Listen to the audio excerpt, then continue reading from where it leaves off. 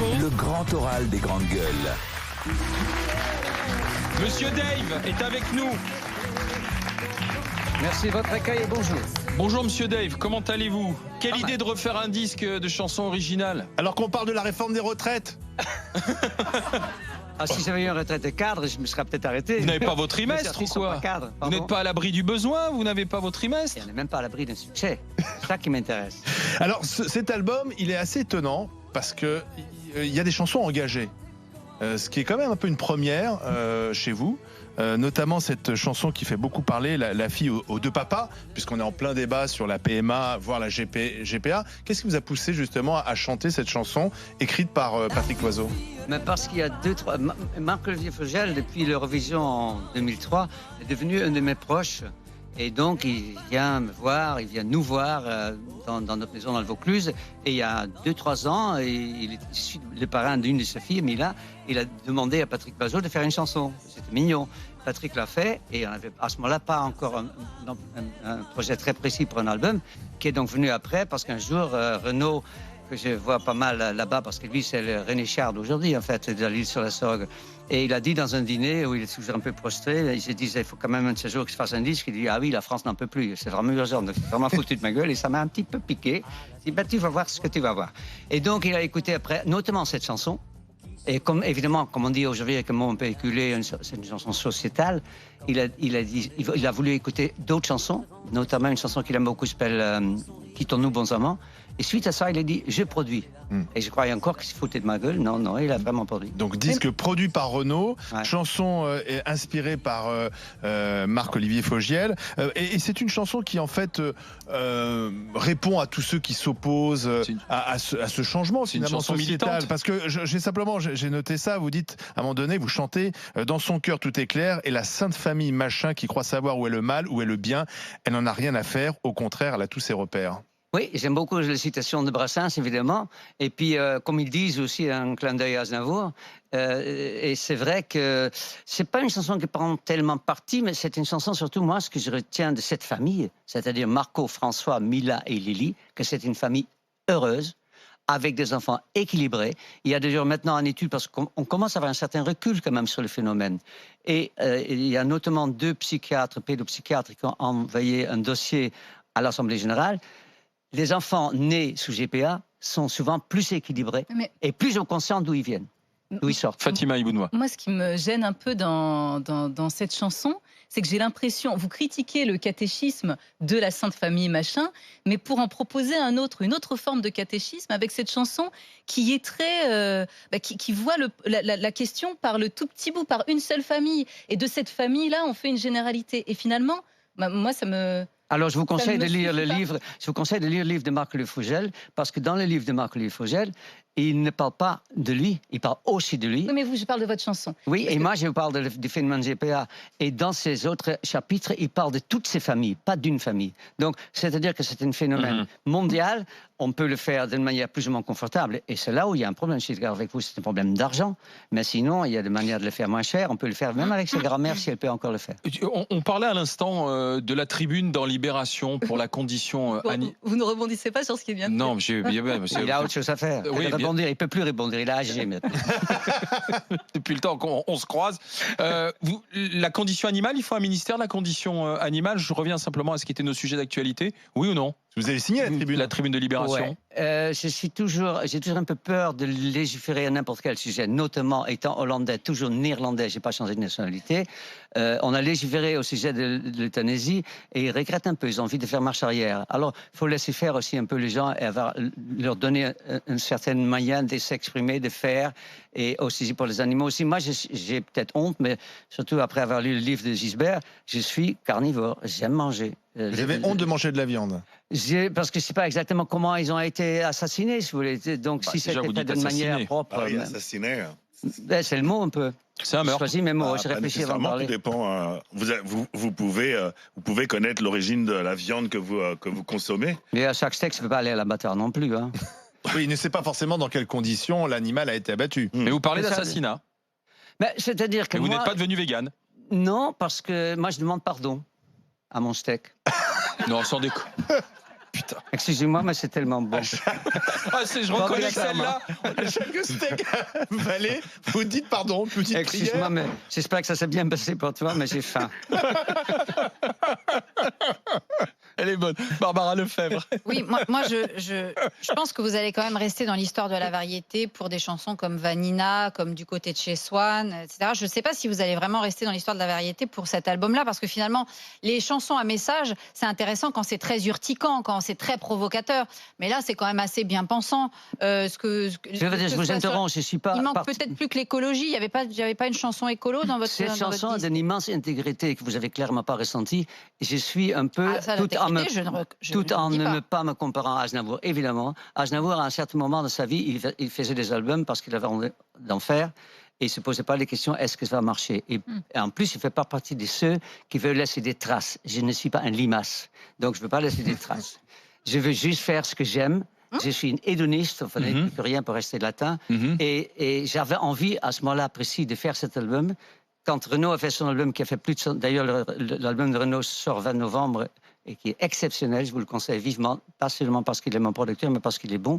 Et donc, j'espère, vous savez, enlever l'image d'un chanteur comme moi, une image qu'on appelait chanteur pour minette, on rigole. C'est-à-dire que c'est aussi compliqué de l'envoyer le truc que mettre le taxi quand vous vous garez à votre place. C'est très compliqué, c'est très dur. Mais moi, j'ai fait un spectacle à Bobino le 18 novembre où je vais chanter cette chanson-là, et j'ai choisi Bobino parce que c'est mes chansons, on sait plus ce que c'est des chansons rive gauche.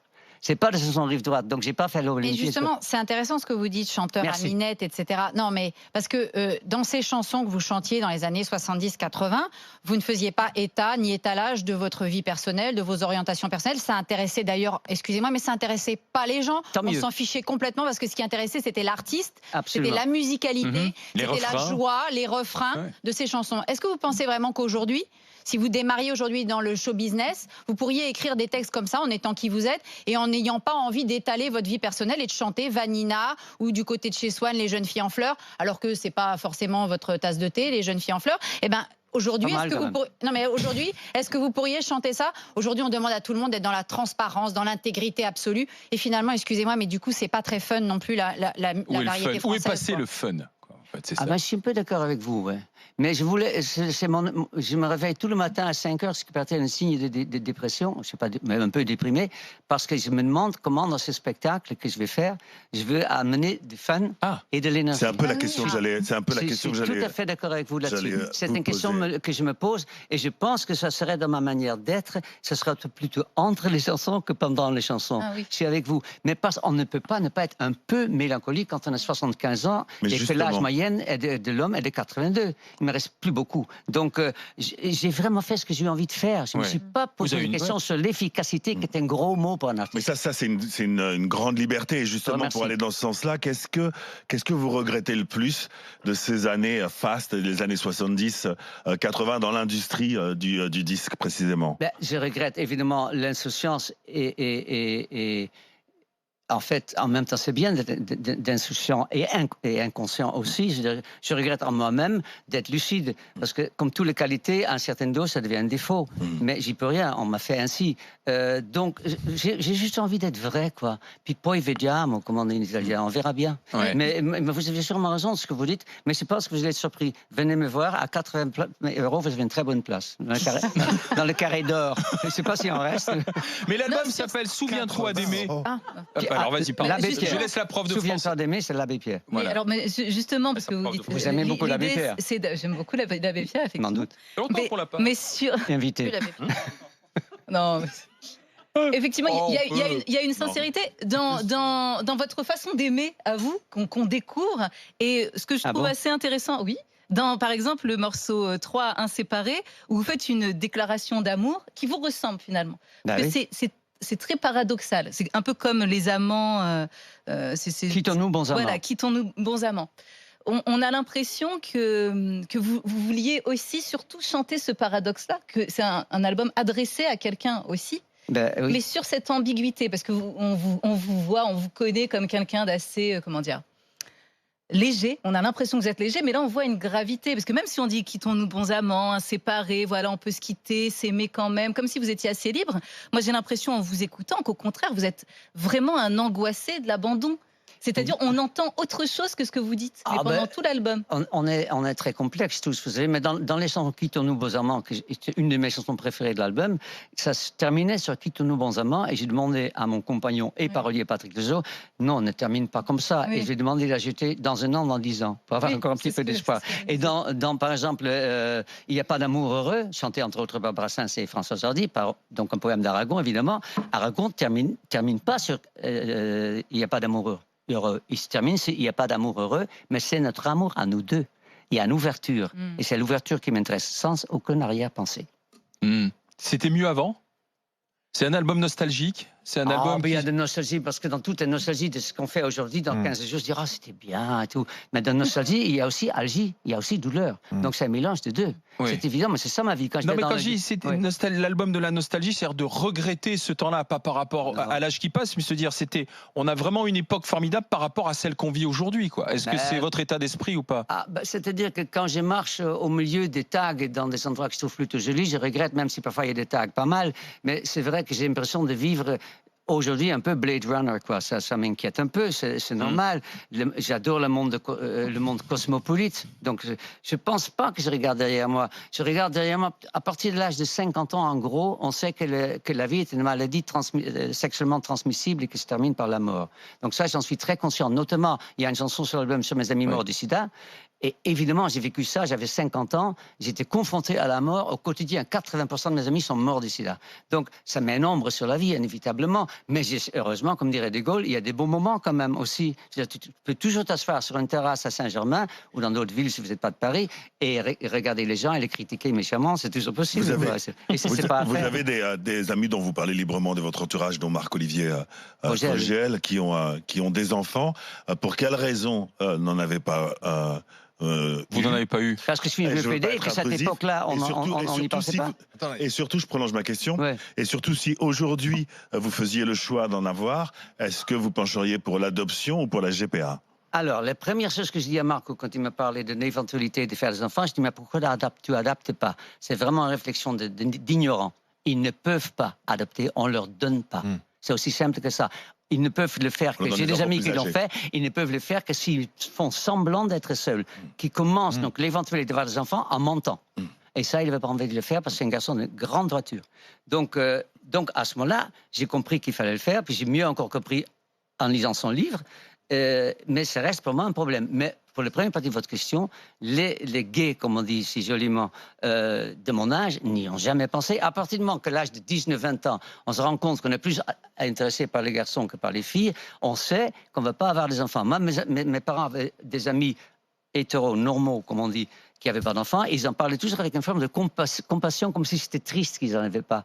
Mais moi, je ne trouvais pas ça triste. On a des chiens. Ce qui est triste, c'est que ça meurt avant nous. Il y a l'album, mais il y a l'album. C'est triste, que ça meurt avant nous. Karl Lagerfeld. Mais vous, votre vie, c'est la scène aussi.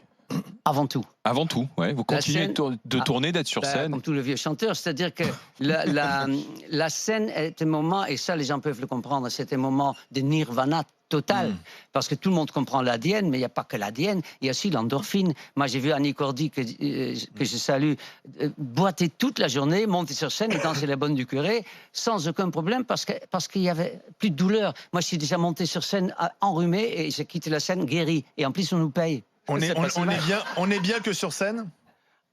On n'est pas bien que sur scène, mais par définition, un chanteur, contrairement à un acteur, il parle de lui-même. Il joue sa propre vie. Sur l'album, il y a Dernier regard, une chanson pour la mort de ma mère. Je parle de ma mère. Un acteur, il peut faire je sais pas, un cordonnier, un prof. Donc, nous, on ne se cache pas. Donc, on a un peu exhibi. Et dans les salles, il y a pas mal de voyeurs, donc c'est un honnête échange. Est-ce que vous pensez qu'on... c'est fini. Merci. Okay. Merci. Il y a encore d'autres questions. Merci Dave. L'album s'appelle Souviens-toi d'aimer. Merci d'avoir fait un crochet par les GG, par les grandes gueules. Avec plaisir. On se retrouve lundi. Didier Giraud, Étienne Yébic, Zora Habitant. On sera en plein cœur de la politique lundi, à 3 jours du procès des Insoumis, puisque c'est Manuel Bompard, député européen à la France Insoumise, qui sera avec nous dans les GG. Bonne journée, bon week-end. Rendez-vous lundi 9h.